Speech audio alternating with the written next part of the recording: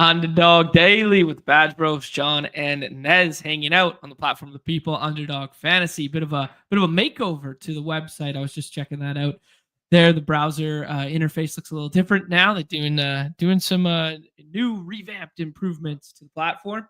And yeah, we're gonna be drafting up. Hopefully, everybody had a good long weekend there. Hopefully, the 4th of July, we'll check in with Nez, see if he had an enjoyable 4th of July there. But we got a loaded slate today. I'm counting over 150K in prizes to both WNBA and MLB. So we will stick to our roots here and be daily only bros. I know there's a bajillion other people where you could get your football coverage right now, Nez. But I think we're going to save that for tomorrow and Wednesday, because Wednesday you and I are going to be hopping on with the Coach Speak Index. Looking forward to that. Dude, that is going to be super, super exciting. He's doing this week, what his first show that he's doing is John Mulaney themed karaoke. I have to tune in for that. I have no idea. Is he just like singing like John Mulaney? I don't know if you're familiar with John Mulaney. He has a very distinct voice. But like, I mean, I have to know what this entails. Like, the content team over at Big Coach Speak Index is crushing. And I'm just honored that we get to be on the show, because this dude's electric. So I'm very excited to hop on with him. Yeah, likewise, man. A true ball knower. Definitely someone who's deep in the weeds there. And then doing some fun stuff with the karaoke stuff. I know he's a comedian, and I know that he made a cameo. Nikki and I are watching The Bear recently, and he's made a cameo in both of those seasons. I never really watched his comedy specials or anything like that, so I don't know what karaoke in his vein would entail. I guess it would just be like impersonation style, or does he actually have some singing components to his like stand-up routine? No, he like doesn't really sing that much, so that's why he's like not known for his singing. That's why I'm like very curious what this is gonna be like. So I mean, only Coach Speak Index can answer that, and I think the only way to find out is to give him a view when he goes live with this bit. So love John Mulaney though. Love John Mulaney. Great cameos in the Bear as well, I will say. Yeah, I thought he was pretty good. Nez, my man, how was holiday weekend for you? Did you guys fire up the grill? What'd you get up to? Yeah, so we went to my father, my in-laws, place. They had some wings and stuff, something light, just low key Fourth. We didn't really do a whole lot. We were chilling. It was my birthday this weekend, so yeah. Hold your applause. Applause. HPD, my friend. Thank you. Yeah, it was a great one. So that was on Sunday. So that was like really the real holiday weekend. Was my wife did a good job of spoiling me. So we had a nice day yesterday, chilling, spending time with the family and whatnot there. So awesome, dude. Yeah. Chill weekend. Yeah, no. Obviously, I'm not part of the same festivities as you guys this weekend, but I did enjoy. Did enjoy from across the border. There, did get to see some fireworks off in the distance, that kind of deal when I was adjacent to. So but let's dive into. Actually, no, Nez, I got to address the laundry scenario right now. You came in hot as hell last week. You're live updating scores on Thursday about how good the Pirates are and stuff. And now they're what was it? The first team since the 1900s to score 7 or more runs in 4 or 5 games, or whatever your stat was. And they go goose egg in the toughest field to score runs in Major League Baseball against the true to the blue. Can I please have a comment, my friend? I think you're halfway there, John. What kind of co-host would I be to stop you? Tough weekend for the black and gold coming to the Pacific Northwest. You hate to see it. Nez, let's talk about some of the winners over the weekend there. Obviously a festivities based weekend for a lot of people. So some smaller contests than traditionally speaking, and some slates broken up because of the weird start times and weird added Friday games and that stuff. Let me give it another zoom here with this new minimalistic interface here with like the black version. Looks clean. I like the font for sure. lacking a bit of color though, so you got to make sure that text is popping when we go with the zoom in here. Friday, that was that 4th of July early slate there. Vans and I'm not even gonna try. What do you think this is? Van Zans. Vans. All right. Van Zans. Yeah, easy peasy. What's Van Zans? Van. I don't know. It's Van Zans. All right. That's him. That's him. All right. It's him. I don't know.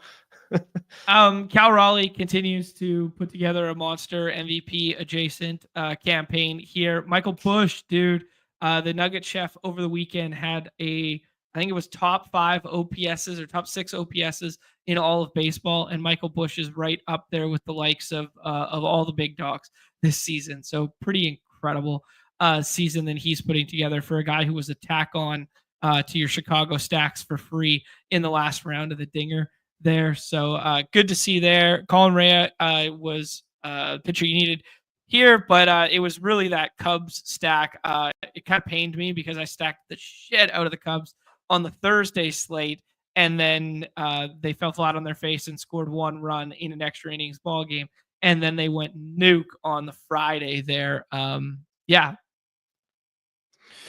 Crazy Cubs weekend, man. They were pretty much the team you needed to have all weekend. Yeah. I mean, when they go right in a big way. And they were going right heavy at the start of the season.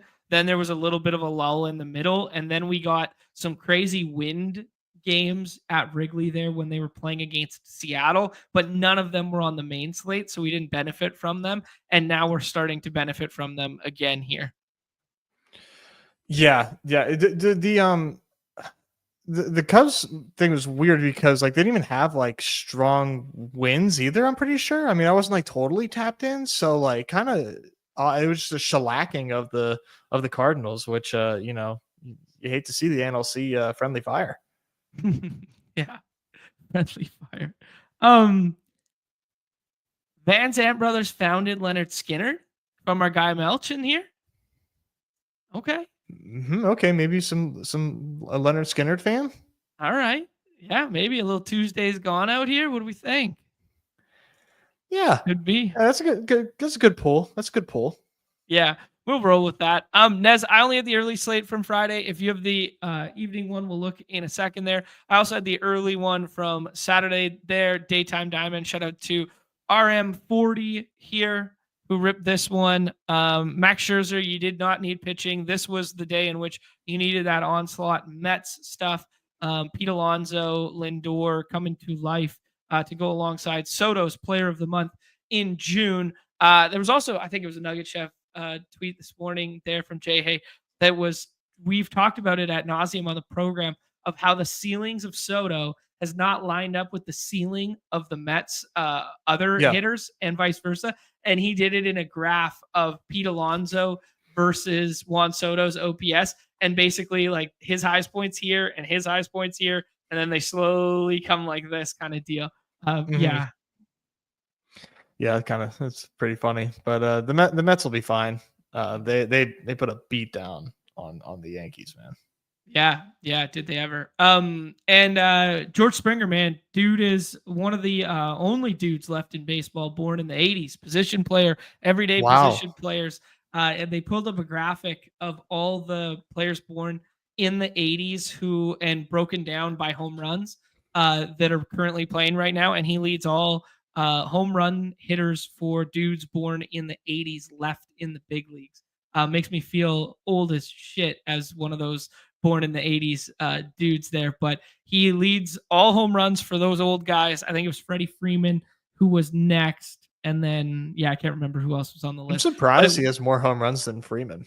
Yeah, it was shocking. He's been on a bit of a tear here in recent memory. 5 homers in his last 4 games, and all my local Blue Jays fans are quick to remind me. Dude, Blue Jays are like the story right now. Yeah, very much so. Yeah, they're we'll get there. We'll get there when we're breaking down the slate. Nez, I'm going to bring you up for the other slates in which I missed out on. There, remove that one, add that one. Let's take a look here. What are we working with?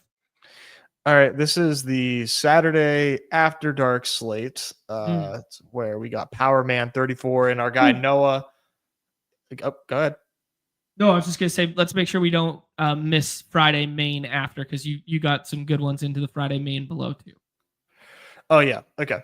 Yeah. So Power Man 34 takes this one.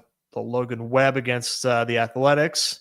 Mhm. Willie Adamas, Josh Smith, Rafi Devers, Helio Ramos, and Wyatt Langford back in the fold there for the Rangers. So a beautiful, well constructed lineup from Power Man here. Stacks the pitcher, Mhm. gets the 3 and the 2 in there. We love to see an ethical victory. Love it. Yeah, I good note on Wyatt being back. He was on my short list of guys who returned over the weekend to talk about today. But also, man, people are talking about Rafi Devers all last week, how he led the big leagues in strikeouts since the trade and that sort of deal. And then we put him on the cover for Thursday's show there. And then he goes low key nuke over the weekend. I mean, no long balls or anything, but a couple 14 burgers over the weekend. So people are talking about the Badge Bros cover positive curse. I mean, it's not our fault that we know ball to that level. It's what are we to do about it? Nez, let's see what Friday, Saturday, Sunday look like. All right, let's get to so here's Friday, Mhm. main slate. As you can see, I bricked it, lost like $50 or something. But JC Sala and Car Park, and Jay Baconator and Car Park, and Brad and Jay Baconator. So friends and family up here, as always, right? Bubich team, Paredes, Christian Walker, who I had no idea absolutely owns Dodger Stadium. Yeah, that was news to me. This dude loves Dodger Stadium. Yeah, that Cam was a Smith, Altuve, and Jake Myers. wow, Altuve with that 50 burger. I missed that. Man, Yeah, Altuve's bat speed and hard hit like contact metrics are so fucking down. Like so down. Like to the point where I was kind of like building Houston stuff at Coors last week and like soft fading the Altuve stuff. So it's nice to see him put up a big number like that, because a lot of the hard hit stuff has looked gross in recent memory.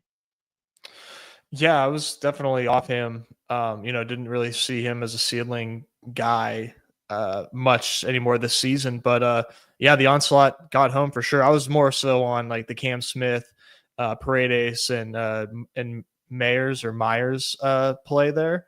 Mhm. But yeah, good work by Sala. I was having a decent night until Altuve decided to put up a fucking 50 ball. I had a decent team. Like I had the Caratini 34. Like JC Sala Oh, didn't even have nice. Caratini, so who really knows ball, bro? I'm out here drafting Victor Caratini. With the, like I said, with the Myers and Smith with Cattell. So yeah, I liked this team that I had going, but got Well, one rocked. thing I want to harp on this from Friday, because we all got excited on the show on Thursday that all of a sudden there was ownership percentage in the golf contest. Got a couple messages over the weekend. They rolled it out as a test case, had to walk it back to fix some bugs and fix a couple things. But don't worry, it's coming. I'm allowed to say that. I can definitively say it's coming. There was just a little hiccup, because I know one thing with the Friday slate there, or I guess it was Thursday's main slate. We were all anticipating like, oh, I can't wait to see what the ownership is, and that triggered it right there, Nez, when you're looking at your lineup with Carantini juxtaposed to the lineup with Christian Walker and Isak Paredes, who were drafted at a higher frequency. Yeah, which to also to say that didn't carry over for baseball, I don't think. No, that's my point. It's coming. Okay, That okay. was, yeah. So Sorry. they pulled it after golf that morning to make some back end fixes to it, and then now they're anticipating in the future it's going to be here. Okay, cool. Yeah, just can't speak to timeline. Yeah, I want to go on record. By the way, I think that the ownership is like a great thing. Like Oh I yeah. think I think that it's awesome.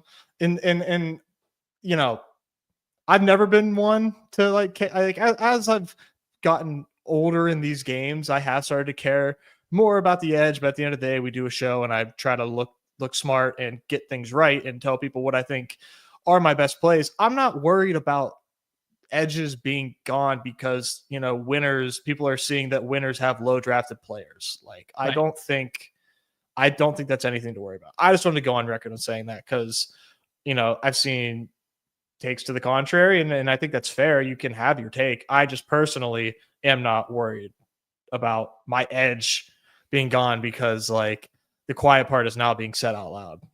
No, yeah, I agree with you. I think it's just, we've talked about this conversation many a time, whether it's about the tools, whether it's about whatever. It's the natural progression and learning curve associated with games and game development. The hardo users who are paying the money to keep playing these games every single day, they want additives like this. They want stuff like the ownership percentage. They want updates like this, and for that to service those individuals is the life cycle of games. You just got to keep pushing with it, right? It's why every video game under the sun that has survived 5, 6, 10 years, whatever, keeps adding, and it never looks like it did when it initially launched, even if people loved it when it launched. Mm-hmm. Yeah, good comparison. Comp guy. All right, let's go to Saturday or Sunday. Sorry, we did Friday, Saturday. Did we do the Saturday late? Did we do that one? Yeah, we did. Yeah, we're kind of jumping around here. Got it. Yeah, John, don't be fooled, man. Your boy's on a little bit of a hot streak here. I just got to show this little Thursday banger because we didn't get to talk about it on the 4th because I was celebrating my freedom as an American. But we're running a little hot here, and then we got a little bit of a win streak going on into Sunday too. My guy is cooking right now. Did you win the frozen rope there on Thursday? Yeah, I was a shipper with a 0 in the lineup too. Congratulations, sir. Yeah, Vlad did me no favors, but our other Blue Jays though came through. Addison Barger, man, he is cooking. He's Him and so Springer cool. right now. Yeah, Blue Jays are awesome, dude. I hope they keep it up. But yeah, Sunday early. Mm-hmm. It's HSF. Do you know HSF? Do we know him? I do not. He took this down. He's got a cool 3-letter name. Dude, Zach Wheeler, one hit away from a perfect game. An opposite field home run off the bat of Austin Hayes that was like a wall scraper. Dude, I did not realize that he didn't have any walks either. Yeah. Wow. Perfect outside of one swing. And I can't remember who tweeted out earlier, maybe Ballpark Pal or Codifier, like one of these does the probability charting of it. Without the weather and the situation there, it was like a 30% chance of leaving the yard.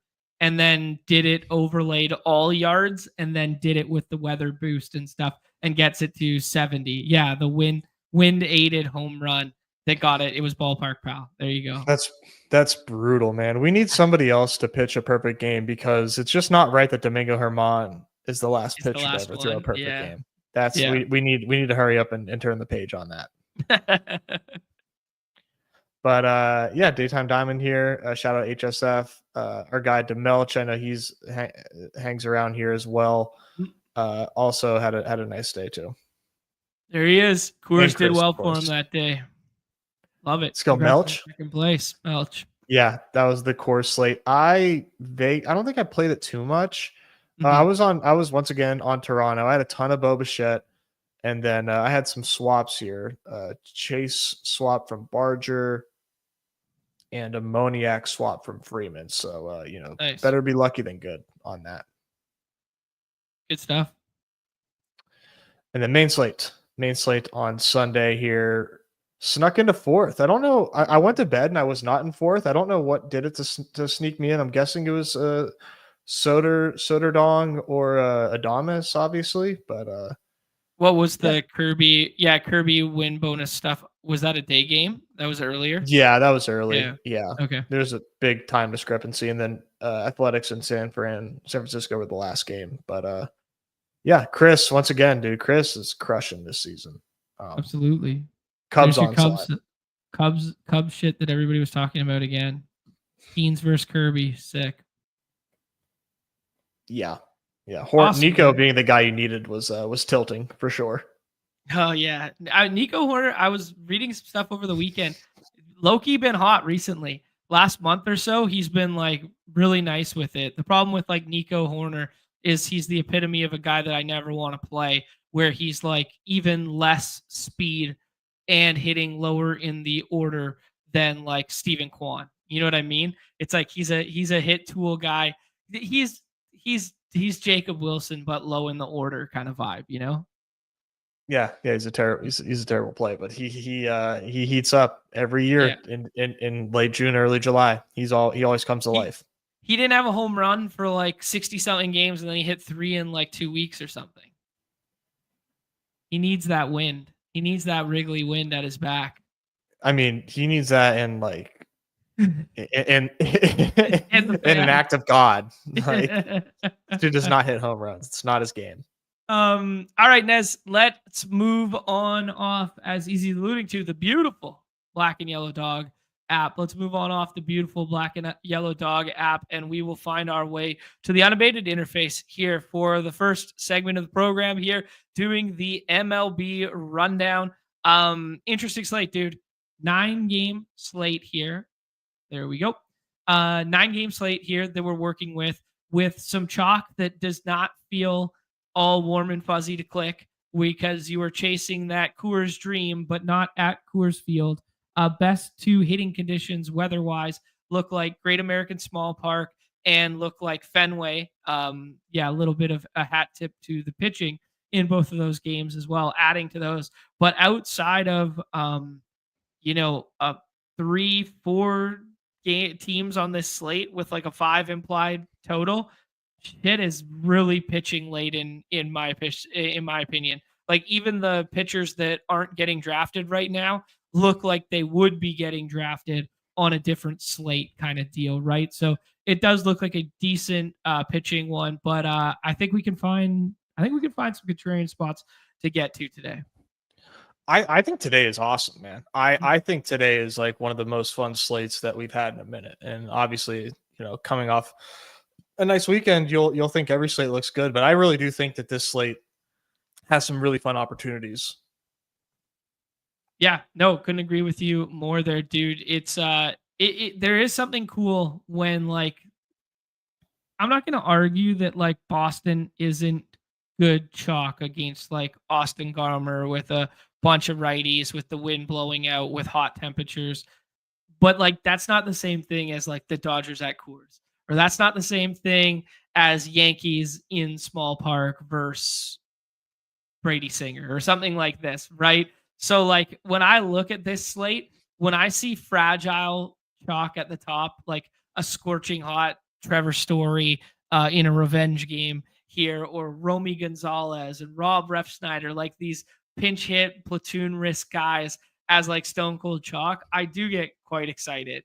Not to necessarily full fade, because I recognize the value of the spot, but just to elongate the slate in a much bigger capacity, because there's a lot of teams that nobody's getting to, and they're not getting there because they want to play Romy Gonzalez over and over again.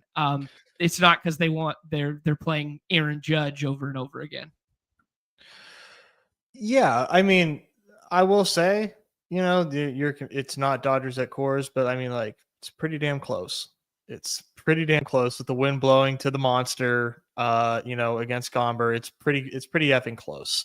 That said, like, Narvaez being 24 and everybody else being like boosted is like hilarious. Like, Narvaez is like a guy that I will have a shit ton of if that ADP is true and real and holds, as a righty, who is not going to get pinch hit for at any point. I'll take him all day in that regard. But no, I don't disagree that like that. This is why I like the slate, is because I think there's a lot of spots that you can get to that are not that game, that are not 100% drafted. And yeah, it doesn't feel difficult to do so. Yeah, exactly. Well said there, Nez. There is an unabated line of 10 in that one. It's 9 in the Great American Small Park one, and then everything else is hovering between 7.5 and 8.5. So it is those kind of like 2 early games that if you fade the chalk in those first 2 early games, you'll be sitting pretty later in the night kind of thing if those games fail. And with 9 games to choose from, betting on 2 of them to fail that have arguably two, maybe three of the worst offenses on the slate in them as well. Yeah, it's interesting. Nez, we will get to the specifics and that sort of thing. I do want to just mention that there's kind of conflicting weather reports pending where you look. Great American Small Park there, and for your Pirates at Royals, both showing some potential weather. Doesn't look like rain outable weather, but does look like okay, it should clear and we should be fine. But there might be a little something here. It doesn't really matter because we're not really going to either spot for pitching. So as long as we think they're going to play, but famous last words with that. We learned that last week in a big way. So yeah, just thoughts on any weather related stuff. Not really. No, I'm not. I don't really, not really sweating it. Other than Boston. Yeah, Boston looks incredible. Yeah, a little boost to the bats. Boston with the monster there, 85 degrees, wind blowing out 10 miles per hour kind of deal there. GM's coming through from some of our friends. All right, Nez, let's move into the implied totals and kind of what we're looking at. I'll use Ballpark Pal for that one. These implied totals are free.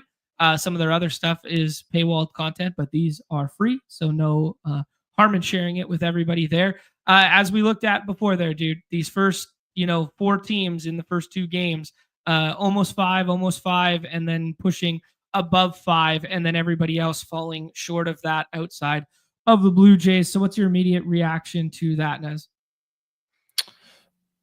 Sorry, one more time. I was distracted because the desktop changed back. So I was It changed back the interface. Yeah, they rolled it back. Interesting. Okay. I hope they kept the font. I like the font. I don't think so. Oh, they rolled it all the way back. The color is back. The yellow color band is back. Yeah, Ness, the first 2 games on the slate basically having the highest implied run totals there. Rockies are low-key free right now, but I see some people taking Mickey Moniak there.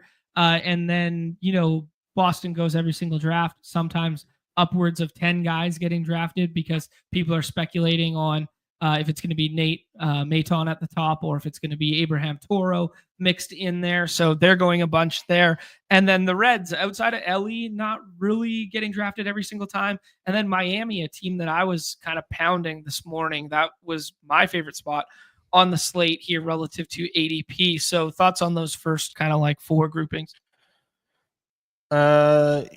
People are drafting Nate Eaton. Yeah. Okay.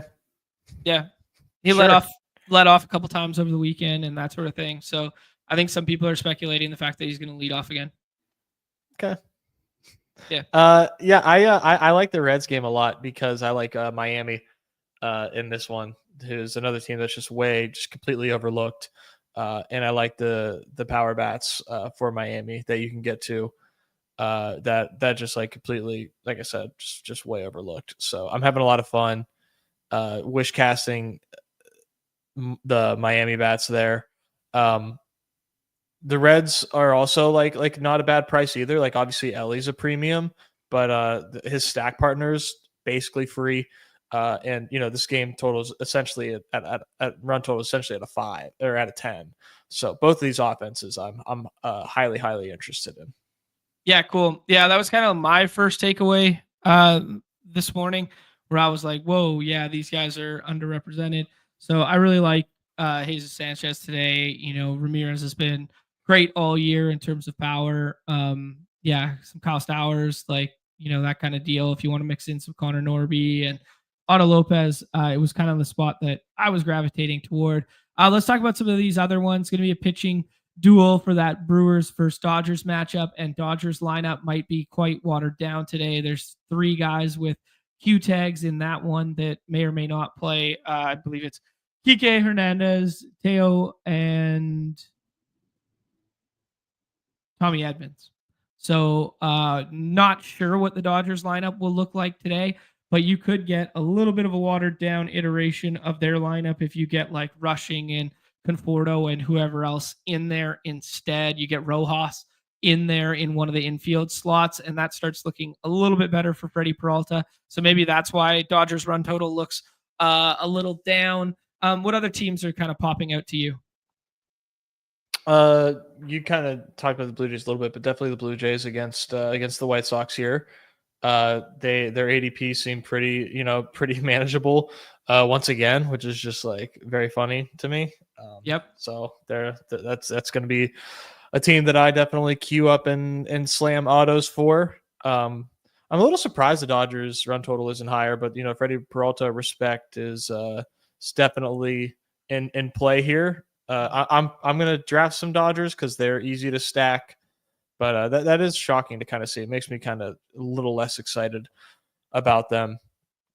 Yeah, I mean, Cardi's yeah. got a pretty big Freddie Peralta projection right now. So a bit of a respector there. And then all those Q tags that I did allude to might lead to a little bit of a watered down lineup. So potentially that. But yeah, it is weird to see the Pirates with an implied team total that is the same as the Dodgers in a spot that doesn't really look like a smash spot for the Pirates necessarily, too. Maybe it looks weird to you, buddy. Not to people that know ball. Everybody knows that Noah Cameron is smoke and mirrors for sure. Yeah, he's Pirates really has some tough strong guy. righties. Yeah, he's a tough guy to get right now. Like he's never playable on our site because the strikeout ceiling / floor combo isn't there for us. But like, as a redacted spend down play, I mean, his salary keeps going up. But yeah. Yeah, no, I like the Pirates obviously, Mm-hmm. but just from like an objective standpoint, you see the run total right there, and nobody's ever clicking on the Pirates. So I think that's a fun way to get different on this slate too. Like we just like hit like 4 teams right off the rip that have some of the highest implied run totals that all have ADPs in the 30s. Like this is just a beautiful slate. Yeah, good shout there. Blue Jays a little bit higher there just because of the recency bias associated with Springer, which pulls everything else up alongside him. Bobichette's back in that one. Nathan Lucas been leading off there too. Had a really good gritty AB late in the ball game on Friday night, I believe, something like a 15 pitch at bat that he then chopped a double down the left field line with there. So yeah, it looks like Luke's, but it's pronounced Lucas because I was watching the broadcast there against the Yankees a couple times there. Yeah, man, this is a team that's clearly underrepresented right there. You alluded to Pirates righties being somewhat underrepresented. They have all 35 flats basically there. Obviously, strikeouts is a place in Kansas City where they just do not happen. So that bodes well for a pitcher who doesn't strike anybody out, who's going against who's pitching in a ballpark where he does not record strikeouts to face a bunch of those righties. So a little bit of good leverage there. Who else do you want to talk about here, Nez, as potential stacks? I don't know, man. As you get deeper in the slate, the less exciting everything looks.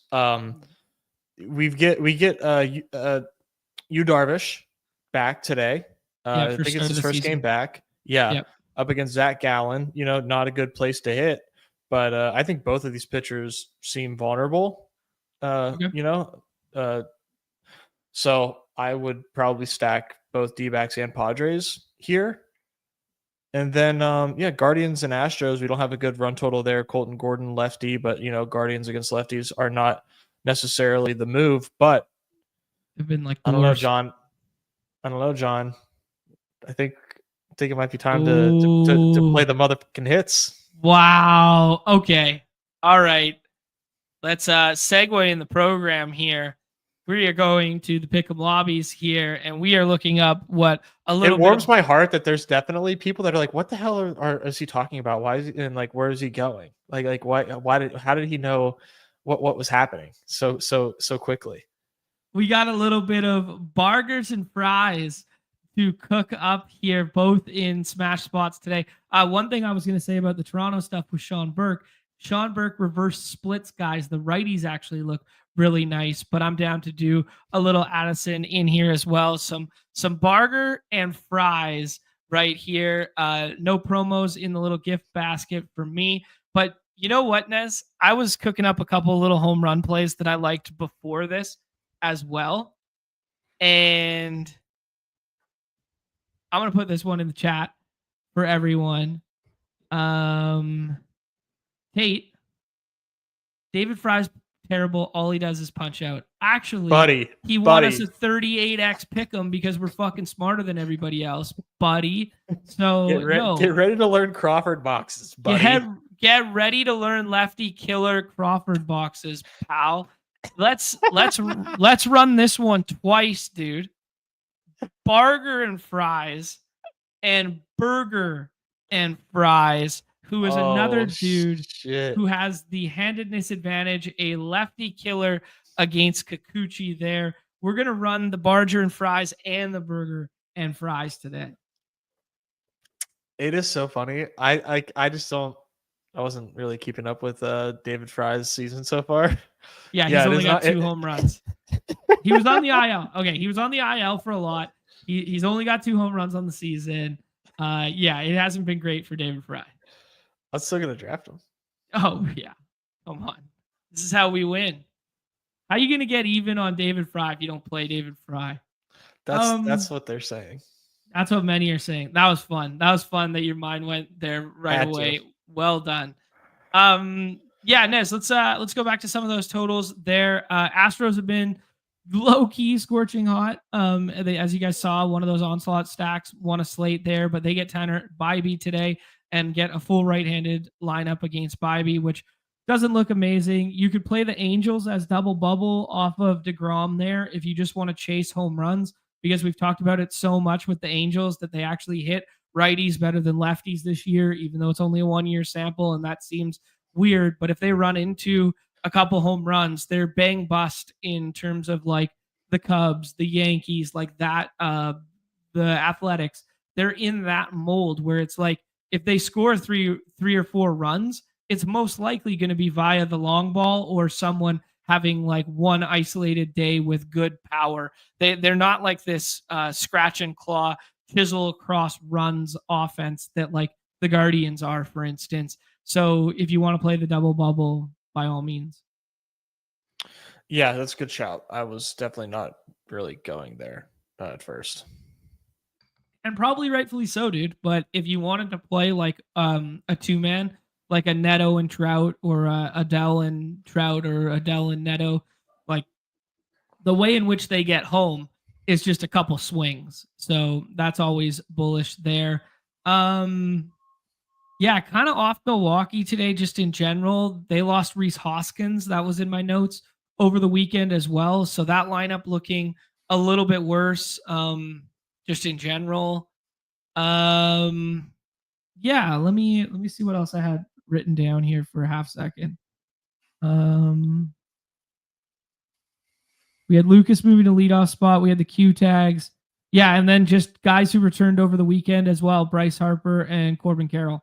So those kind of like strengthening these bottom 2 lineups in those 2 games a little bit. Obviously, Devers came back to life a little bit, but not a great spot. Lefty against Christopher Sanchez. If you wanted to go like skinny stacking the Giants, Matt Chapman returned as well. So I would stick to kind of like a Ramos and Chapman, or like a Adames and Chapman right-handed kind of combo.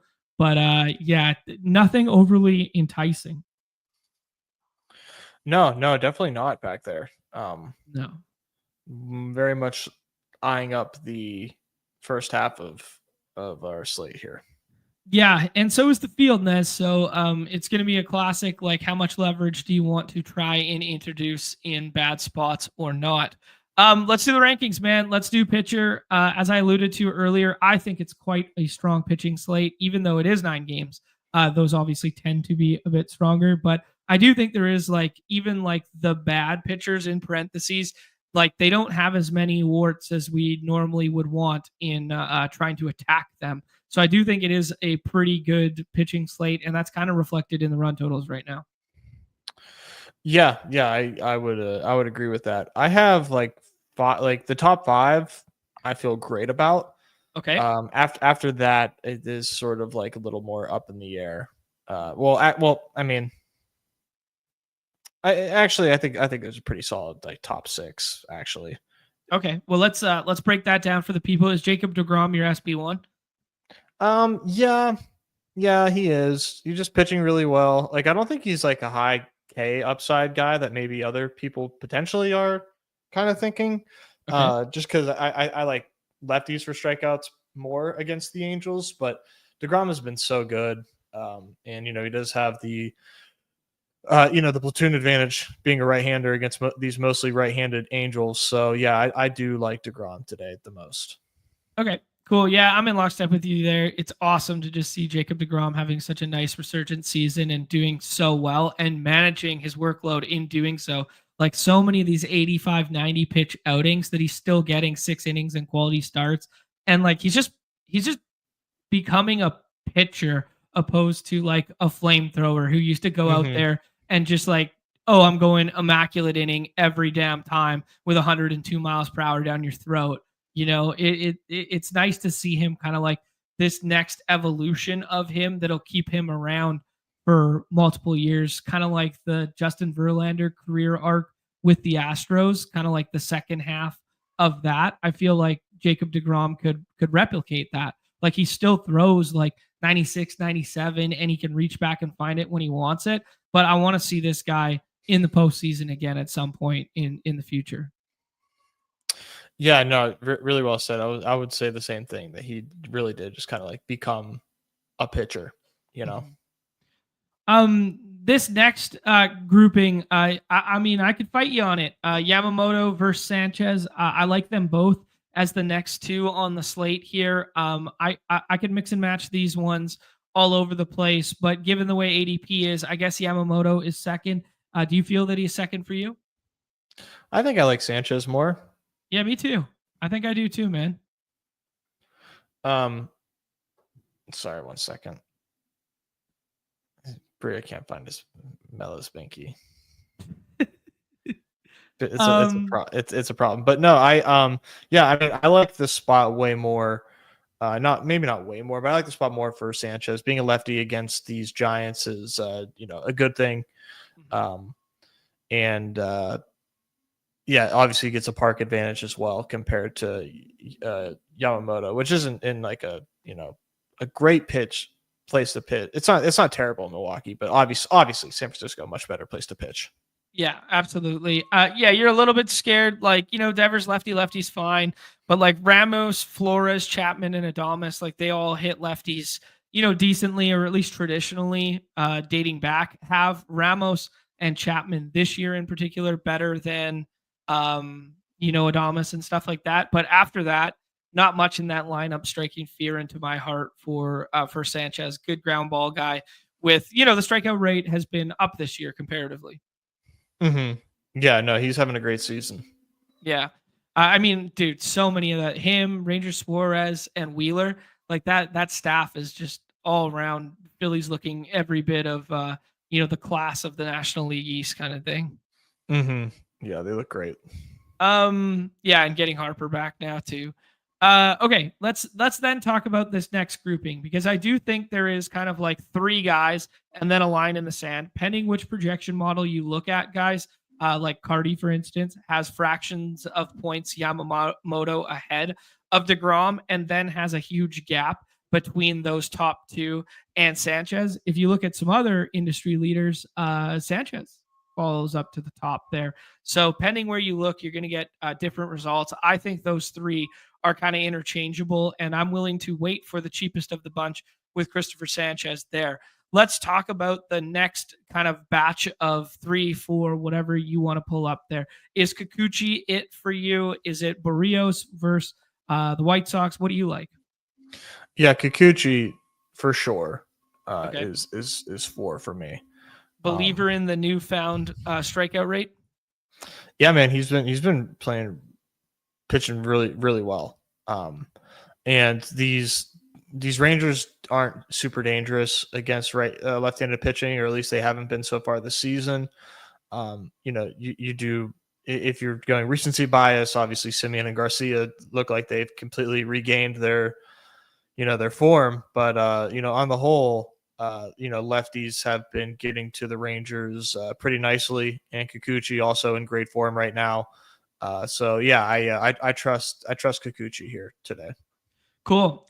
Yeah, as you saw, I put Jake Berger in there. Kikuchi, just a guy that, recently obviously been incredible in the strikeout rate, is back and that sort of thing, but always been a guy that I like to attack for some potential blow up with the right-handed power. So I have been doing a little bit of Wyatt Langford plus Jake Berger or something like that in the middle of that, doing like Adolis plus Wyatt. But I'm not onslaught stacking the Rangers. Like, I don't think this is like a pure blow up spot. I think it's just a place to potentially pluck like one or two home runs from the right-handed side. And even if that does come to fruition, well, he can still have a start exactly like he just had in Atlanta, which is completely usable on this slate. Exactly. The next grouping there, Nez, Jose Barrios, who was going, medium and then got blown up against the Yankees there in a third of an inning. He was going kind of nice through 4 against them last time out there. Freddie Peralta with that tough Dodgers matchup, though he will get a watered down version of that lineup, presumably with the Q tags. Like, I don't think Teo goes today, and I don't think Edmonds goes today. Kike, maybe kind of deal. But yeah, of this next kind of grouping, this Barrios versus Peralta versus Tanner Bybee, what do you like? I was at first Barrios over Peralta, but I think I'm gonna flip flop on that and take Peralta over Barrios. Peralta over Barrios. Okay, cool. Yeah, I man, it's just on our site, like strikeouts and depth is just king, right? And the White Sox lineup, it's low-key way better now than it was at the beginning of the year when we were targeting them over and over again. Like Benintendi's back and playing well. Like, they called up Teal. Like, there's just little aspects of it that make it look better than it was when we were constantly targeting them. Like, I do like this idea of like getting some strikeouts in my life with Freddie Peralta. Yeah, there's still a target, but Mm-hmm. Peralta better ceiling. Yeah. Any thoughts on Tanner Bybee, who's going to be, right-handed, getting that right-handed dominant Astros lineup there, but Astros been low-key hot in recent memory since leaving Coors. First placed in the AL West there and ripping the cover off the ball with some lesser known names than in the past. Yeah, that one feels tough. I don't think that I'm going to be going out of my way to draft Tanner Bybee. So don't think I'm going to be, I know I'm not going to have a lot of Tanner Bybee today. So I'm sure he projects decent going up against all these righties. Mm-hmm. It's just not something that I feel like doing. Houston is looking very good and they're at home. No, thank you. Okay, cool. Yeah, Cardi is kind of indifferent to our opinions here today, Nez, where he has Kikuchi down quite a ways and then has Bybee ahead of Christopher Sanchez and some other guys there in the kind of like 4th place range on our slate. I don't mind mixing in the 6th round just because of the handedness, and we've seen some ceiling in terms of the strikeouts from Bybee in 4 of the last 5 starts there. But not a guy that I want to get overweight. If you are scrolling the F down here, Nez, and you want to get to some other stuff, I imagine it's not going to be Brady Singer because we like the Miami side of that one. I imagine you're kind of scared of Yu Darvish first start of the year there. Only pitched sim games up until now. Where would it be that you go? I mean, if you're like dying to scroll a pitcher for some reason, like Noah Cameron, I just think that's the most obvious. Okay. I trust the Pirates, but to an extent. Sure, he's got on paper probably the softest matchup out of all these guys. Sounds good. I mean, you could maybe say Colton Gordon because they are going to throw as many righties as they can at at our guy Colton Gordon for Cleveland, but for the lefties, like that's one, like he's a true like lefty specialist. Does not generate a ton of hard contact at all against these lefties, but they, like I said, man, I mean, their righties are kind of ass, but they're gonna throw some fucking righties at this guy. And I think if you are gonna play Guardians, yeah, sure, you get Jose Ramirez from the right side, where little worse, but it's still Jose Ramirez. Carlos Slamtana, better from the right side. Yeah. I know we're not on the bats Sure. here, but Yeah. I just need to throw this out. And then Angel Martinez, Yeah. Angel. I think it's Angel. I think Maybe so. it's Angel. Yeah. Um, really, really strong from the right side here. And a little bit of pitching, try to pattern match here the usage to like what this guy hits well. A lot of four seams for Colton Gordon, and that seems to be our guy Angel's specialty. So little something Nice. there. Yeah, good shout. Good pitch mix stuff there, Nez. I'm taking a look at some of the lineups that have rolled in here in recent memory. We have a Rockies lineup. Mickey Moniak is hitting third in that one. Tolia is hitting fifth. Fernandez, who's been up for a week and a half or whatever, is at the bottom of that. If you need break glass in case of emergency outfield. Eaton is leading off for the Red Sox there. Toro is at the bottom of the order. Romy Gonzalez, Trevor Story, Anthony Rushneiner. No Jared Duran today. It's Willer Abreu who draws in and is behind Carlos Narvaez there. So, yeah, the app will be updated momentarily with their lineup slots, but just thought I would hit that for a second for everyone. Does that change anything for you, Nez, in terms of Boston enjoyor and or respector, or no? I mean, Narvaez and Eaton being so cheap feels fun, and Abreu being in this lineup and being essentially like undrafted so far to this point is also fun. So I think like doing it in that fashion gets my approval. Cool. Yeah, pretty funny to see a Trevor Story batting fifth ADP of the second highest drafted player on the slate, but that is the slate we are playing. It is Shohei Ohtani at the 101 by a landslide, and then a whole bunch of choose your own adventure after that. Nez, we could just do a quick rundown of favorite stacks, favorite contrarian stacks, maybe some one-off pick to clicks in that sort. Yeah, I guess we'll probably start with contrarian Boston, as you just laid out there, and Miami and Toronto, something like that were kind of stuff that we liked. Yeah, those are like Miami is probably my favorite out of the scrolls, but yeah, those are indeed the ones that we highlighted that we like the most. Cool. I was maybe gonna save a couple of these for our home run pick 'em one there, but as I alluded to, I do like chasing some of those right-handed sticks at certain price points against Kikuchi. I like the Miami stuff like Stowers and Sanchez. Like the Addison one, even though the price wasn't amazing in the lobby. Miguel Garcia as a scroll the F down, even though Heaney's splits do favor power from the lefties opposed to the righties. He's just been so good against lefties that if you were going to do a little skinny stack with Bobby Witt, I think Miguel Garcia would be my favorite one. Yeah, anybody else you want to shout out here? I'm trying to think. I mean, because we kind of like touched on a lot of these already. Yeah. I mean, maybe just like the Rockies, man, just in general. Okay. Sure. Rockies feel like they are very much overlooked today. Yeah, Mickey Moniak going up against Dick Fitz. That feels like a decent one.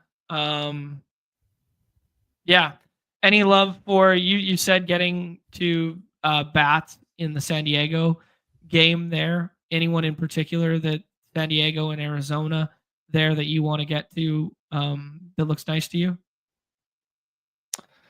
I mean, not outside of the obvious. No, I mean like Tatis, Machado seem fun. If you want to do, if you want to onslaught that, you can always put in Jackson Merrill and Gavin Sheets.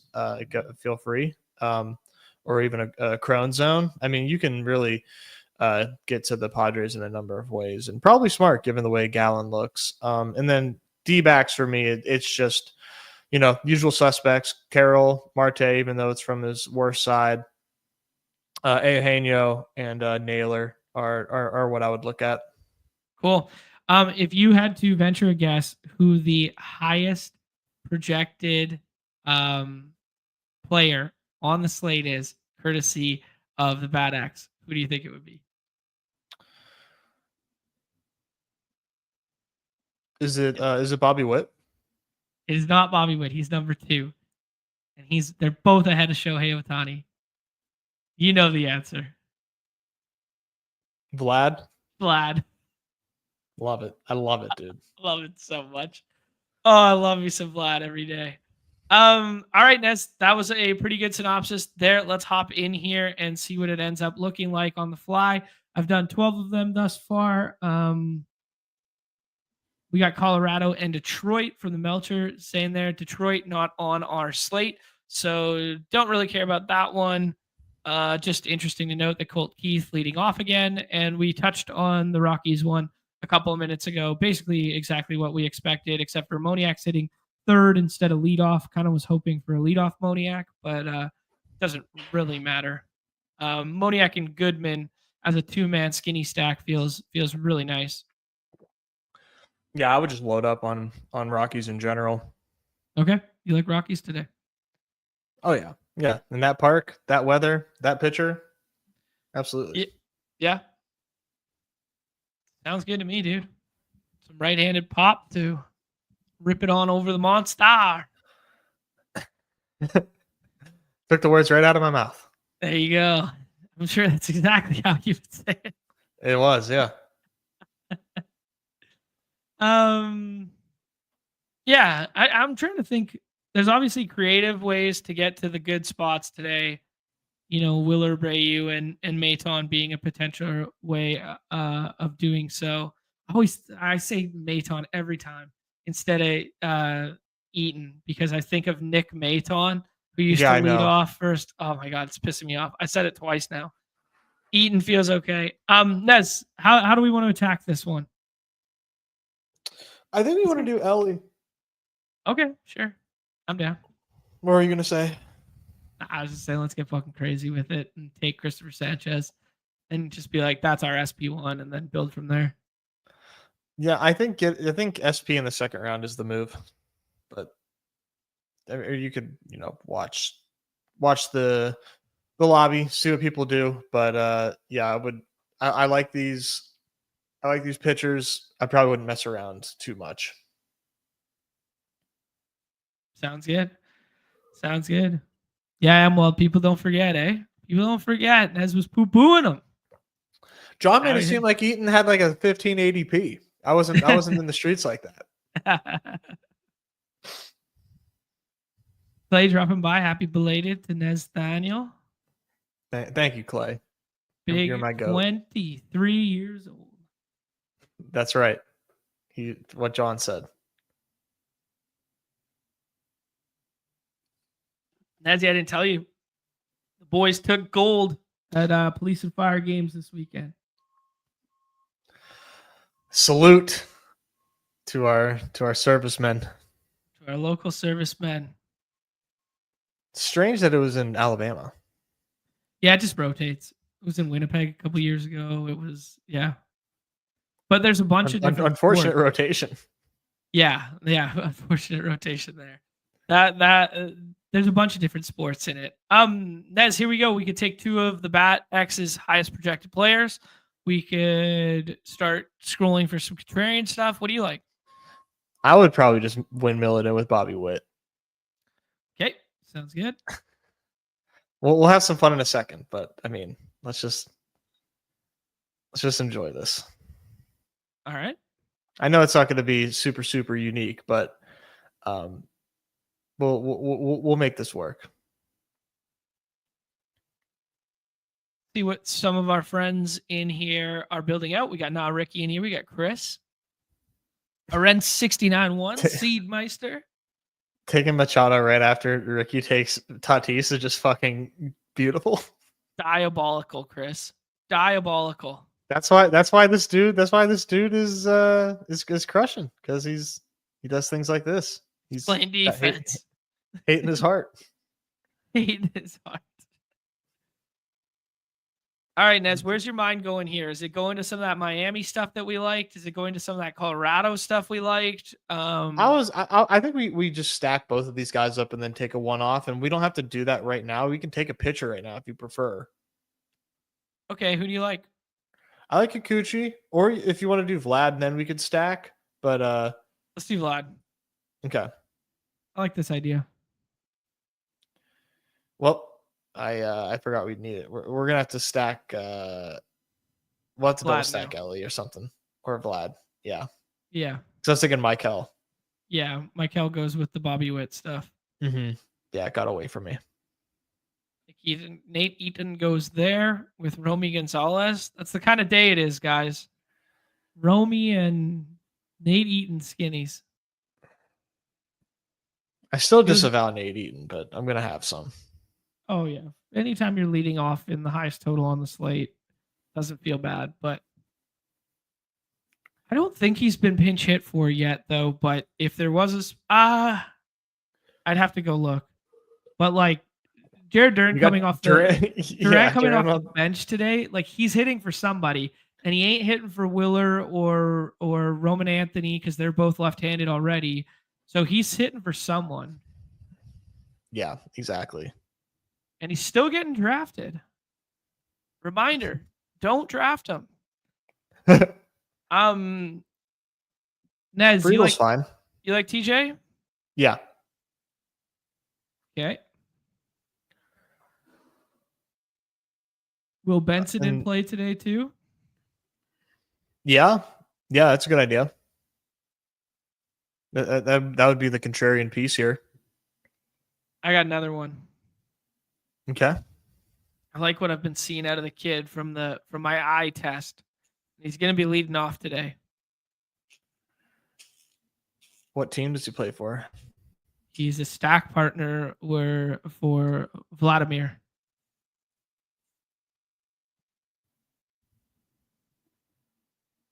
Nathan Lucas, baby. I don't like that he pronounces his name like that. Yeah, it caught me off guard. It's definitely a dock to the projection. Good shout. And you called him a kid. He's a grown man. He is a grown man. 30 years old, but yeah, he's playing good ball. Yeah. Joey Meneses vibes. Ooh. From the left side. Man. Joey Meneses. What a time Joey Meneses was.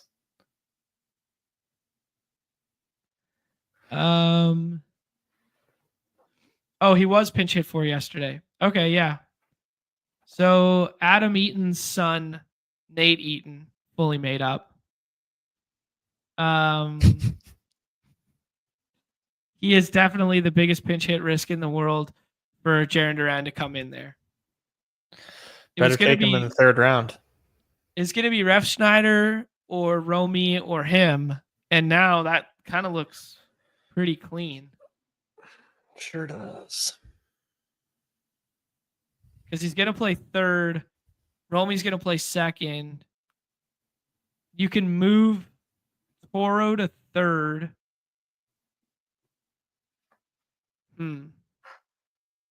Anthony's DHing. That's weird. So like that's like not weird. That's just like a little bit of the wrinkle in terms of how the pinch hit stuff would work. Thinking through the dynamic of the lefties there. All right. Easy pick here. Easy pick, my man says. Who is it, Nez? I mean, it's going to have to be Freddie Peralta, is it not? Yeah, I'm fine with it. I mean, Dodgers obviously always scary, but yeah, the K floor has just looked pretty impressive. And we're going to get watered down versions of both lineups in that game today with no Hoskins and probably no Teo and that sort of deal. So that one could play a little tighter, you know? Yeah. Let's rip one more of those ones. Then we'll do some pick 'em home run fun. And then we will look at the WNBA projections and a draft there and call it a show. Yeah. Thank you for reminding me. Let me get my unabated stuff. I got it to for roll. You. Here. Yeah, but I gotta do things. Okay. Well, you can do it there, and then I can play along. Oh, of course, I didn't share link.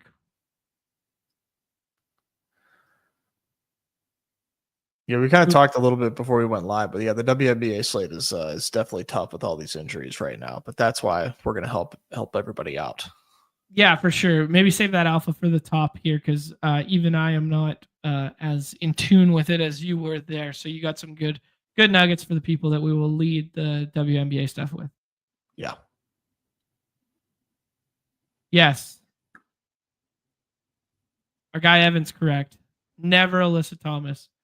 For those who played alongside us last week, the 0.5 assist got us on the 20Xer, 5 picks, courtesy of the good people at Unabated there when we were using their projections. Nez chefed up an absolute beautiful lineup, and then she just decided to get a garbage dime with no time on the clock with whatever. They were up 10 or 11 or something. It was absolutely meaningless, selfish move. So very selfish. So selfish. Nez, do we just take Ohtani when we get given Ohtani on a slate of this variety, or do you want to do something funky? I take Ohtani. I agree with you, man. I do think it is a quite stark divide at outfield today, most notably. Like, we didn't talk like macro positional allotments for this slate, but man, if you just look at outfield, like there's a little bit of star power in Corbin Carroll and Fernando Tatis Jr., who are, in bad hitting environments in parentheses, but you can put your rose colored glasses on for it. But Schwarber's in a bad place to hit. Jarren Duran's out of the lineup now. Wyatt Langford's just coming back from the injury. Jose Altuve, every swing metric in the world says that he should be asked now. So who knows? Springer is on the wrong side of 35 and just hot right now. So there's like a lot of holes you can poke in all of the outfield options here. And I think that's another reason why we like Miami buried down here, is you can get some power upside from that. But yeah, and then like the Angels are in a bad spot. So like Shohei Ohtani just really stands out, even if you only use him as a one-off today, because of the lack of depth at the outfield position. Yeah, well said. I'm aligned with you 100%. He's my 101. Chris getting a little funky out here with a Perdomo pick. I wonder if that lineup just came out. What a heat check indeed. Dude, no, I don't think they're like the last game to play. Yeah, no lineup yet. So he's anticipating him being in the top half of that lineup. We did just get a Reds lineup. TJ Friedl is in fact leading off. Now Ricky puts those guys together. Nez, what do you want to do here?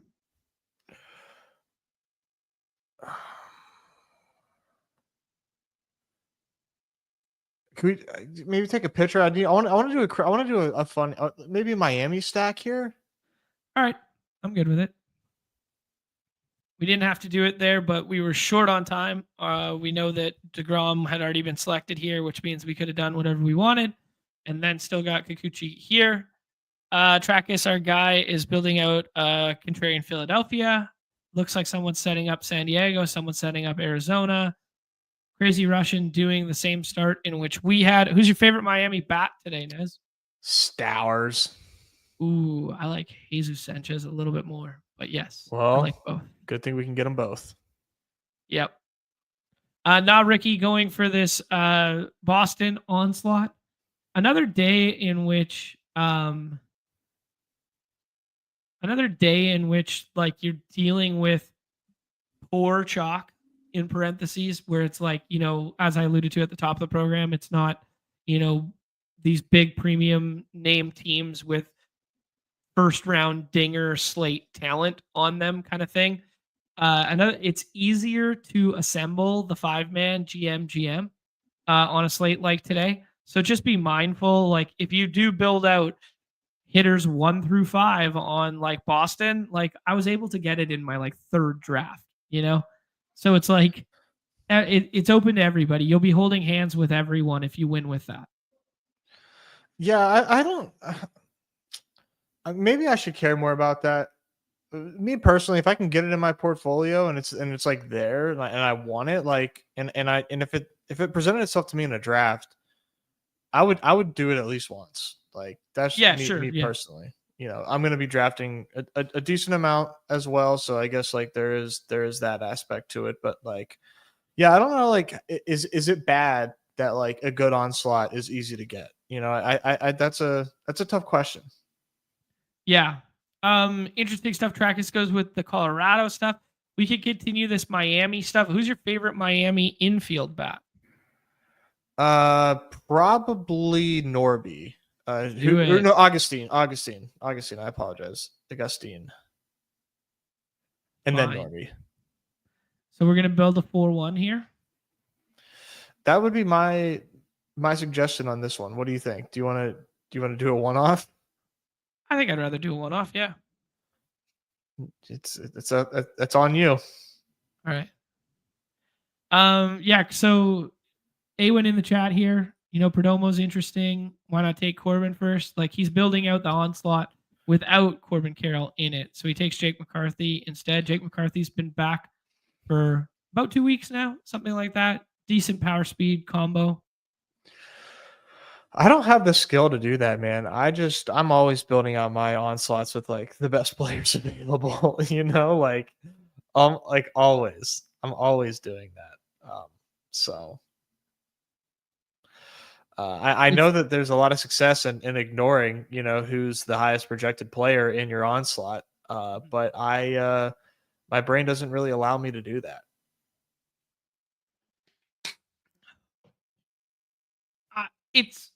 It's a volume player's play. I'll say that. We could add on a stacking partner here. We could scroll the F down. So we could do Norby, we could do Betts, we could do Will Smith or Freddie Freeman, or we could do a one-off Mikael Garcia. I'm Norby, but you want to do one off Mikael? We like Garcia. Go ahead. Let's have some fun. Let's have some fun. One way to have fun. Nobody's building this lineup. When you can turn a lineup that was going to be worth $8.30 into a lineup that is worth $5.85, Nez, you got to do it. You got to do it. You simply have to. I mean, Jon, I can't stop you. Yeah,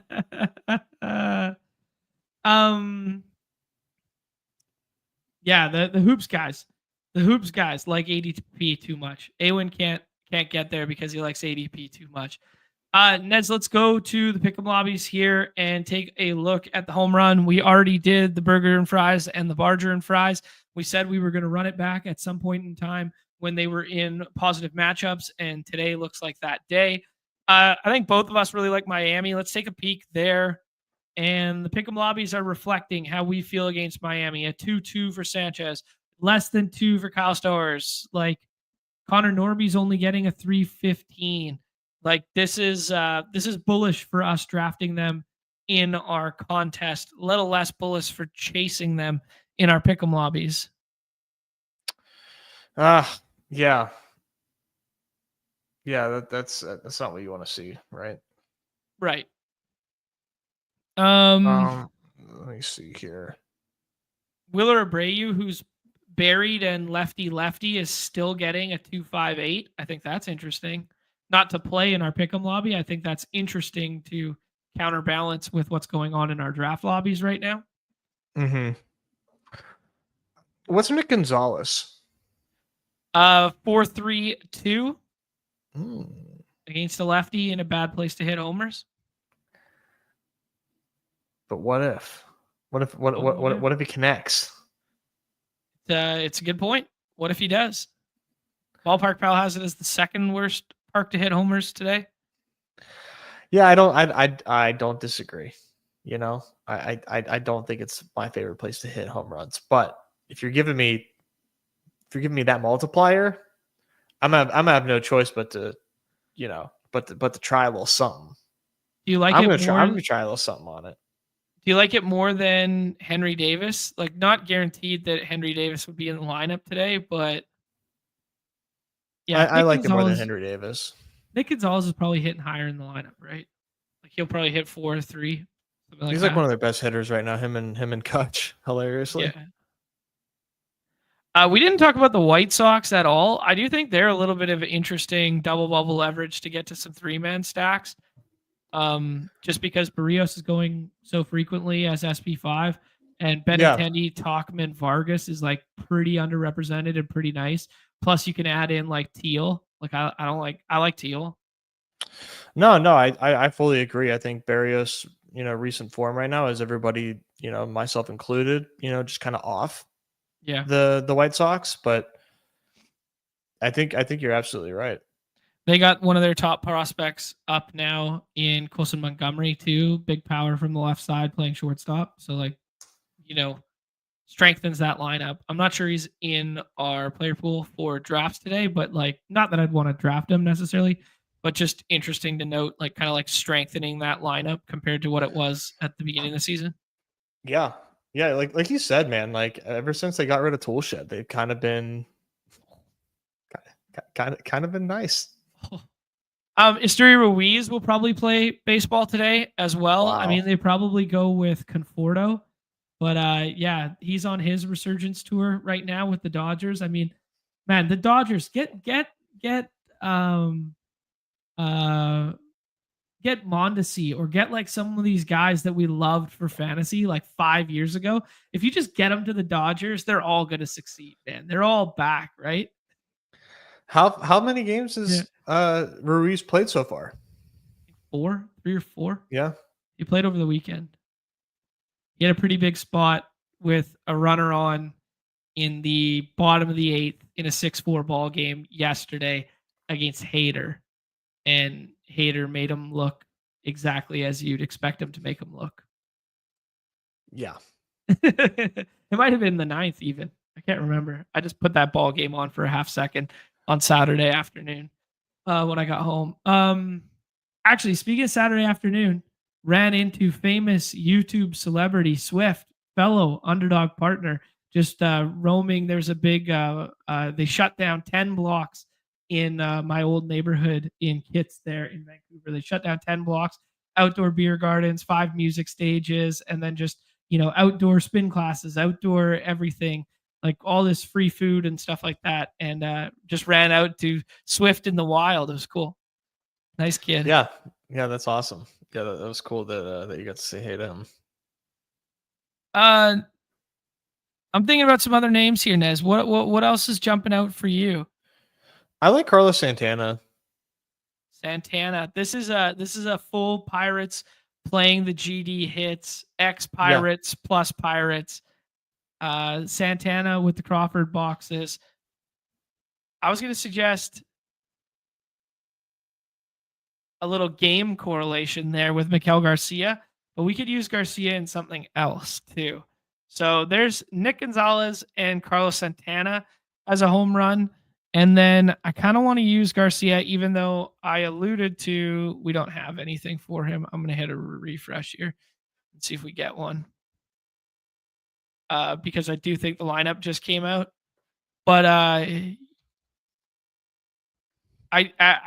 did allude to the power. Left-handed power is a little bit better off Heaney than like right-handed power is. But, if you're going to give me a nice number on Miguel Garcia, I might take it.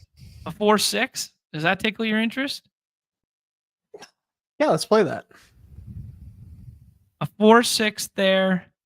And then I like Wyatt, and I like some of those Rangers righties too. I like chasing a potential Wyatt. I was going to say Johnson, a Wyatt Langford. Jesus Christ. Home run here. Hey, puck guys never change, dude. Yeah, I could do that. There's always a bullpen aspect too. If he ends up getting to the pen. Yeah, he's gonna be hitting at the top of that lineup. He's back. We're getting a good price tag on him. He was in my notes. Let's put that one in there as well. If you guys want to play along. Shout out to Nick dropping by to say happy belated to Mello's dad. Happy belated to Nez Takes. That's me. That is you.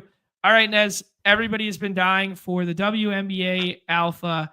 The projection models over at Unabated are telling me that I have to put my Alyssa Thomas hatred away despite her recent pick'em performance for us. Trust the process and take her 101 today. I couldn't put her on the cover. I had to put Paige on the cover because my heart is still broken from that. But give the people the rundown just in terms of what is happening on the slate here for WNBA. Only a 2-game slate. Yeah, only 2-game slate. There's some injuries to the Phoenix team of some of their like really talented players. Let me pull up the rankings, and I know one of them's Kalea Copper and Satu Sabali as well. So you're getting a massive Alyssa Thompson projection because of that, and it makes sense. Okay, so 2 of their highest usage players are out this evening, and Alyssa Thomas is getting, for the comp guys out here, Alyssa Thomas is getting the BAM treatment when the Hero Q tag and the Andrew Wiggins Q tag broke the wrong way, or the old Jimmy Butler Q tag. So we're getting a huge BAM projection for Alyssa Thomas tonight. That works for me. Fucking comp guy strikes again. Any discrepancies? Like the first 4 picks look pretty straightforward to me. First 5-ish picks here look kind of straightforward relative to what I'm seeing in the unabated projections. Versus here, is anything popping for you in a big way? Discrepancy wise with what's going on in the no ADP, but in projection versus what's in unabated projection. As far as like what is on the like site Delta versus on the bid? Yeah. I mean, I think I would have Ryan Howard 4, or Ryan Howard 3 and Alicia Gray 4. Okay. That's just typically how the projections have it, is Ryan over Gray, but Unabated agrees with the Underdog app now that I'm actually like looking here. But I know the Pick'em lobby likes Ryan Howard, and I think on the whole Ryan Howard is probably a better pick, and you can get some leverage on the field because I think the field's going to take Alicia Gray more because she's ranked higher on the app. But I think I'd make Ryan Howard a leverage spot for me personally. Okay, cool, nice. Interesting to note that Phoenix, despite those rule outs and the huge Alyssa Thomas projection, are still 6-point favorites at home today against your newfound fandom of the Dallas Wings there, Nez. It is the higher of the 2 totals in that game, 2 at 163.5 opposed to 157.5 with that expansion Golden State team taking on the Atlanta Dream there. So both home favorites, similar-ish totals, but about 5 extra points going to that Phoenix and Dallas Wings game there. Anything in terms of pace or matchup or anything that ball-wise for what's going on there? Oh, no, not really. All I know is that with Dallas, I think I said on the stream that my one of my favorite players is JJ Quinterly. Did I make that proclamation? I know I told some people. Yeah, you talked about it the other day, and your fandom from the game that you attended there, and who didn't play in the game that you attended? Well, Paige didn't play. Yeah, that's why. So JJ was like boosted. Yeah. Mm-hmm. But Dallas, I think is out like a lot of bodies right now. So JJ's going to start, and just in the sake of transparency here, these Dallas players had like really low projections. So these players that are going like in the 2nd and 3rd round, there are teams that have them in the 6th round. It is what it is. It's just really unfortunate timing for the out tags and when they landed. So Quinterly was like, there's 6th round Quinterly there, and there's people with a lot of it. But if it's a player you need, it's a player you need. So if you're drafting, I don't think you should fade her necessarily, because I think she's gonna she's on the court a lot. She gets fantasy points. She's cool. She's fun. Just FYI. And yeah, like Arike Ogunbowale, who is Dare's sister. If you remember Dare, she's out too. She's one of the highest usage players for Dallas too. So, yeah, just like a lot of players stepping up that have to. Okay, cool. Yeah. So Mike, for Mike 04 here is suggesting that, yeah, as the earlier drafts shifted and the projection on the site shifted, the Dallas players have risen in a big way there, where JJ kind of goes in the second/third round now, opposed to the sixth there. And M Wald kind of alluding to that, where he's got 60% of her on the slate there. Anyone else in terms of, projection or scroll the F down or ways to, potentially impact the slate that we haven't spoken about, that Unabated likes that, I need to be more cognizant of? Not dude, there are no scrolls today. Okay. Some of the back end players though, like the bottom of the unabated projections, go like this. Naz Hillman, Yep. Maisha Hines Allen, Yep. MHA, Tierra McCowan, Stephanie Talbot. Talbot. Yeah, I Talbot. thought that was Talbot. Yeah, didn't want to Actually, sound stupid.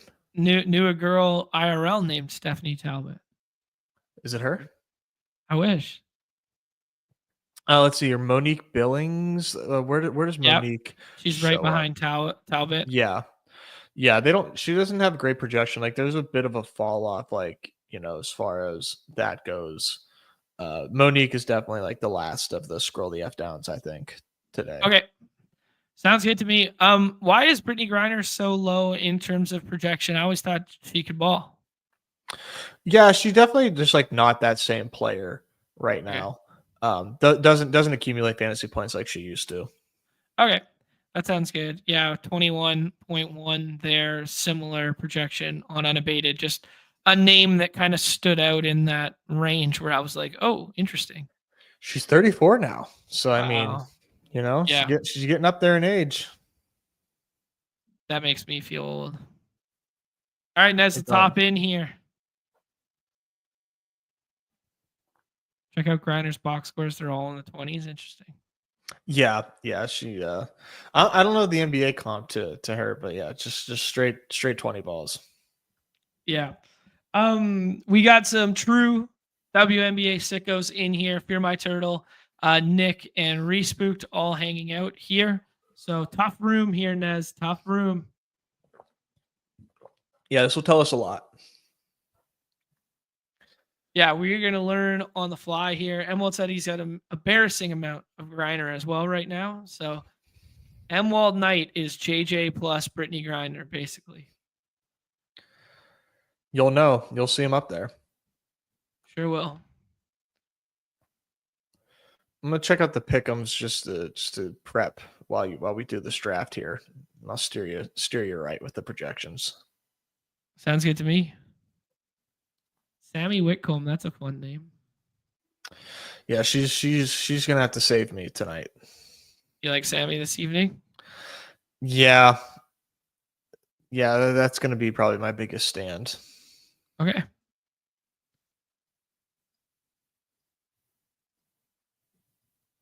Oh, we got another BAM comp in the chat here. According to Nick here, Griner is a player who projects solid every time and then only scores 17 fantasy points.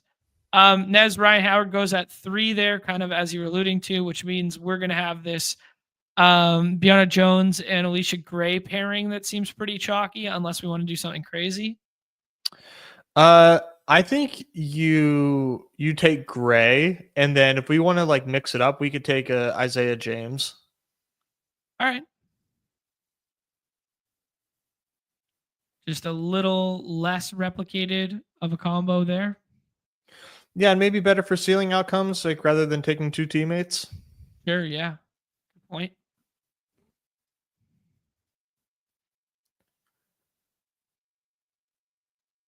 Yeah, that's interesting. 3 Atlanta pieces in a row kind of deal.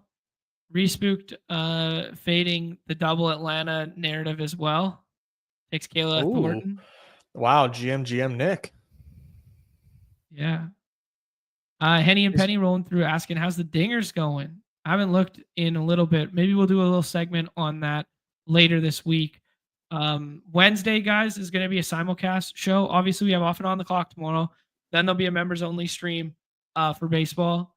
Then Wednesday is going to be a simul stream with Coach Speak Index, as we alluded to.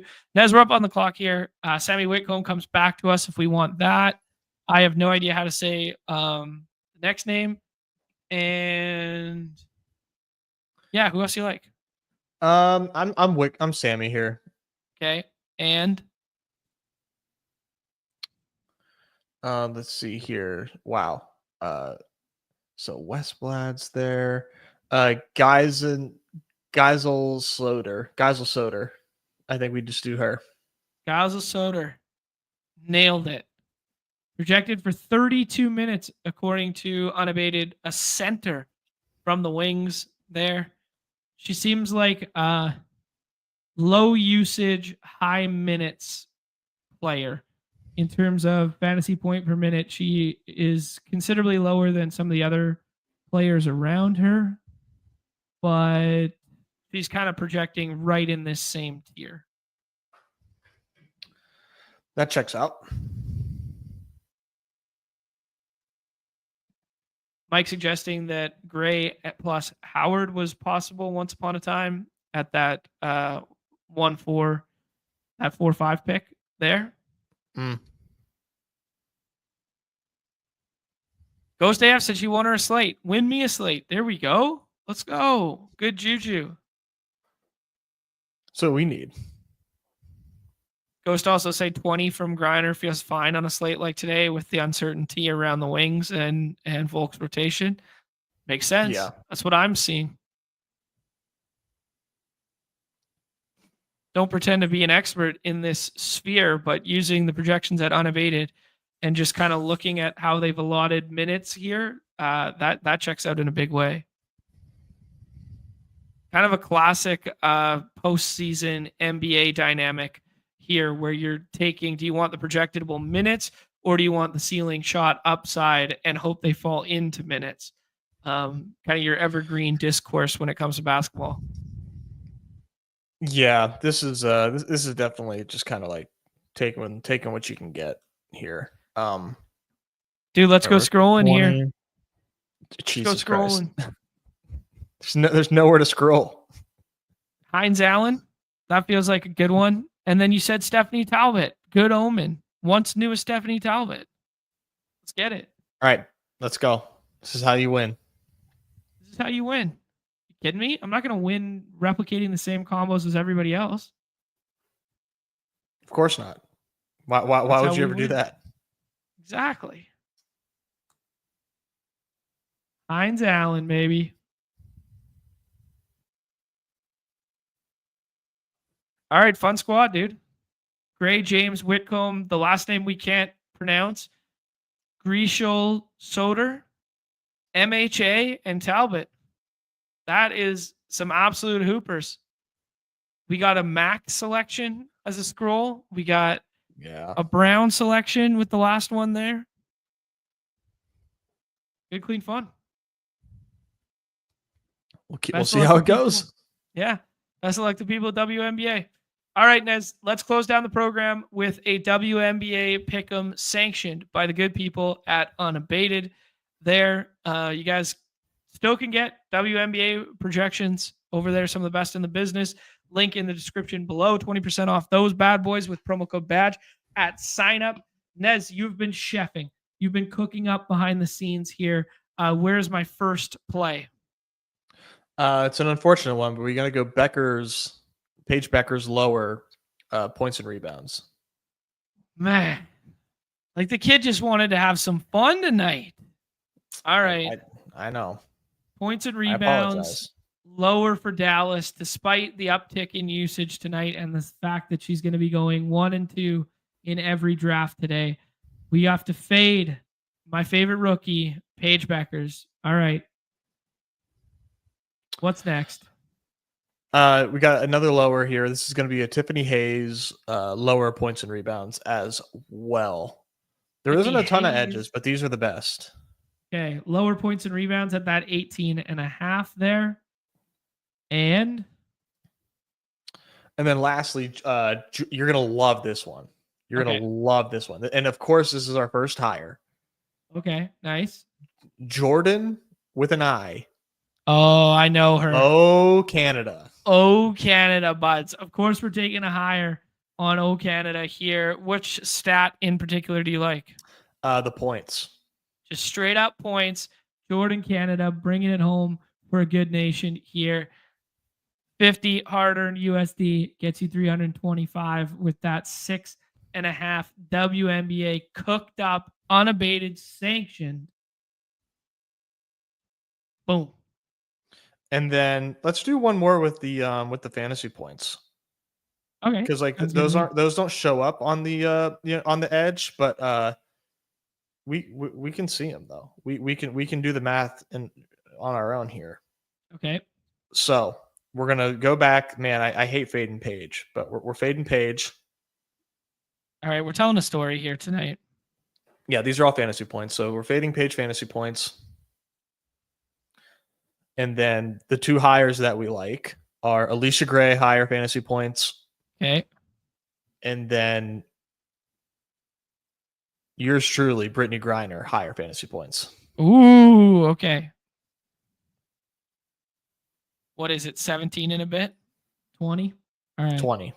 Yeah, these are all fairly decent. So let's do it. So using the unabated fantasy points and matching them up against the pick'em lobby, we have now found ourselves some potential edges here. Drop that one in the chat for everyone. We are off Page in the lobbies tonight, but she is still the 102 and or 101 in our hearts. Soda Strong Dice. That's a great name. Yeah. Yeah, easy. We lost our spark there, dude. We did a couple smaller pick'ems there, a couple 6.5 Xers, but we did some home run calls. Shout out to the Typhel Tower, fun new show with 3 Tyler vibes in there. There are 2 Tylers as a tower over. Yeah, that's good shit. Yeah, shout out the Typhel Tower, John. Thursday, I will be the foursome on the Typhel Tower. Interesting. So does that mean 2 in the middle, or how does that work? You know, I didn't ask them where I'm at in the tower. Yeah, I think I'm the guy in the chair.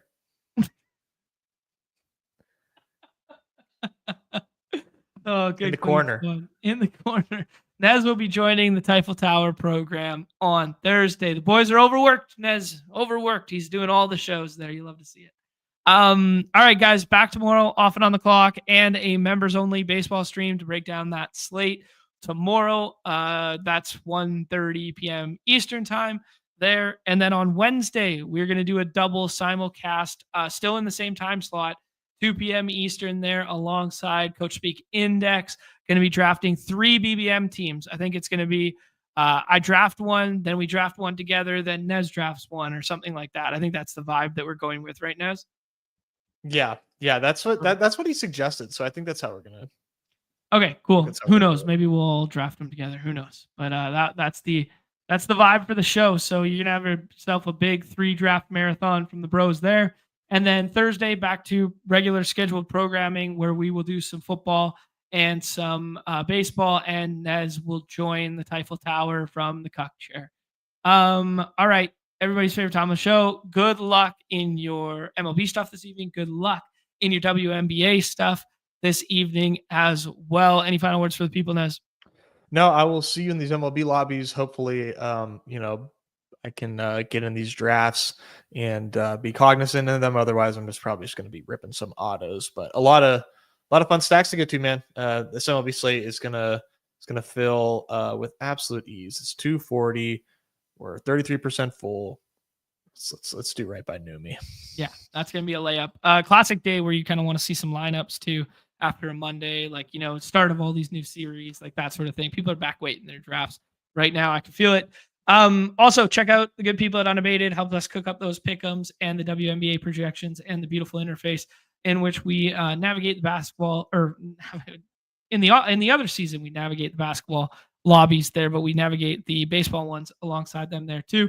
And then, guys, over the weekend, we did drop for members only on Friday and then to everybody on Saturday, the Solver series. So if you are a little bit deprived of the football stuff there, Nez and I did a walkthrough of the ADP tracker tool. We did some slow draft picks, and then we cooked up a high T, Pitbull draft there. So if you guys want to check that one out, link is somewhere below here. Everybody's favorite time of the show, the end. Peace.